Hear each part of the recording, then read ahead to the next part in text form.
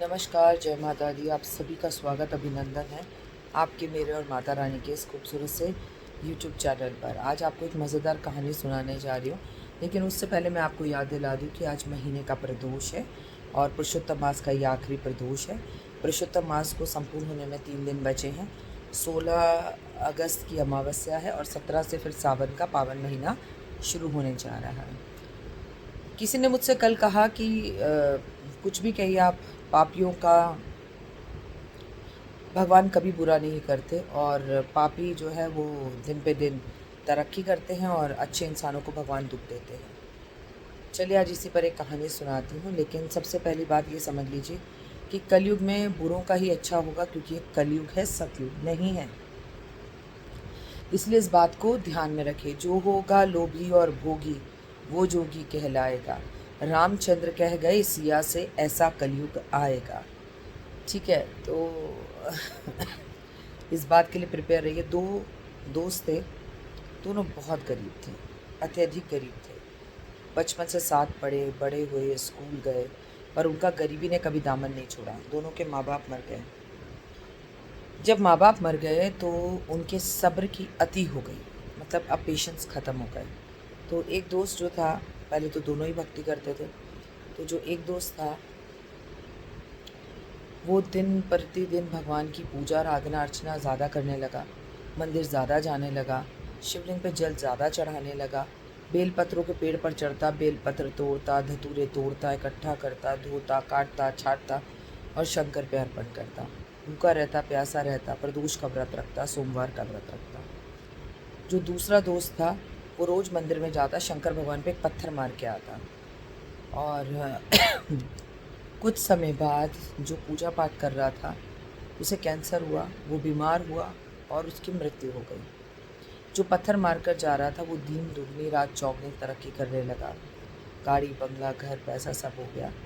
एक सेठ ने उसे एक दिन शिवलिंग पर पत्थर मारते हुए देखा और उससे उसकी गुस्सा का कारण पूछा। तो उसने अपने आप बीती सब बताई। उसे अपने यहाँ मैनेजर रख लिया। सेठ मर गया, उसकी कोई औलाद नहीं थी, अपनी जायदाद वगैरह सब उसे दे गया। वो दिन दुगनी रात चौगनी तरक्की करने लगा। भगवान को पत्थर मारना उसने अभी भी नहीं छोड़ा। ये सब कुछ पार्वती माँ देख रही थी, तो उन्होंने शिव से पूछा, प्रभु ये कैसी लीला है आपकी? जो आपकी पूजा पाठ करता था उसे तो आपने मृत्युदंड दे दिया, जो आपको पत्थर मारता है वो लाखों करोड़ों में खेल रहा है, और पत्थर मारना उसने अब भी नहीं छोड़ा। शंकर मुस्कुराए और बोले, पार्वती अपनी आंखें बंद करो। और आप भी अपनी आंखें बंद करिए। कहानी सुनते वक्त आपको इस कहानी का सार तभी समझ में आएगा। भगवान ने कहा, आंखें बंद करो और देखो, जो भक्त मेरी पूजा करता था, आराधना अर्चना करता था, बेलपत्र धतूरा अर्पण करता था, उसके पिछले जन्म के कर्म देखो। उसने एक छोटी बच्ची का बलात्कार किया था। इस जन्म में मुझ पे बेलपत्र चढ़ाने से या भांग धतूरा चढ़ाने से उसके पाप और कष्ट कम तो हुए हैं, लेकिन अपने कर्मों का फल उसे भोगना होगा। उसकी अल्प आयु थी, क्योंकि जिस बच्ची का उसने बलात्कार करके उसे जान से मार दिया था वो भी अल्प आयु में मरी थी। इसीलिए उसके बेलपत्र और धतूरा चढ़ाने से मैंने उसे ज़्यादा कष्ट नहीं दिया।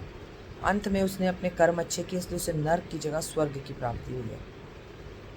शंकर बोले, आंखें खोलो। पार्वती बोली, ओह अब समझ में आया। लेकिन ये निर्जल जो आपको रोज़ पत्थर मार रहा है, इसे किस चीज़ के लिए आपने लाखों रुपए दिए? भगवान ने कहा, आंखें बंद करो। आप भी आंखें बंद करिए। भगवान ने कहा, ध्यान से देखो, चाहे आंधी हो या तूफान हो, मेरे भक्त ये सोचकर मेरे मंदिर में दीपक जलाने नहीं आते, अरे बारिश ही तो हो रही है, पंडित जी ने मंदिर बंद कर दिया होगा। लेकिन ये व्यक्ति मुझे रोज़ पत्थर मारने आता है। आप मेरा नाम गुस्से में लो, प्यार में लो, भक्ति में लो, पर नियम से लो तो मैं उसका फल ज़रूर देता हूँ। और ये मेरा दास मेरा नाम नियम से ले रहा है, इसलिए इसको मैं भक्ति और इसके कर्म का फल दे रहा हूँ। और सिर्फ मुझे पत्थर मारना ही नहीं, मुझे पत्थर मारने की ज़िद में कि सुबह 4 बजे उठता है, क्योंकि ये मंदिर में पत्थर तभी मार सकता है जब मंदिर में कोई ना हो। इस वजह से अपने ऑफिस के कार्य कामों को जल्दी जल्दी निपटा लेता है, अपने कर्म से अपने भाग्य को बदल रहा है। और क्योंकि ये मुझे पत्थर मार रहा है लेकिन नियम से मान रहा है, इसलिए मुझे प्रिय। मंदिर तो रोज़ आ रहा है। भगवान की लीला भगवान ही जाने।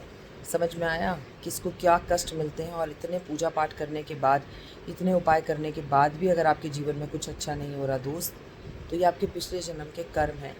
पंडितों को, एस्ट्रोलॉजर्स को कुछ कहने की जगह पर, अपने किस्मत को कोसने की जगह पर हाथ जोड़कर भगवान से अपने पूर्व जन्म में किए हुए कर्मों के लिए माफ़ी मांगिए। कमेंट्स में जय माता दी। God bless you.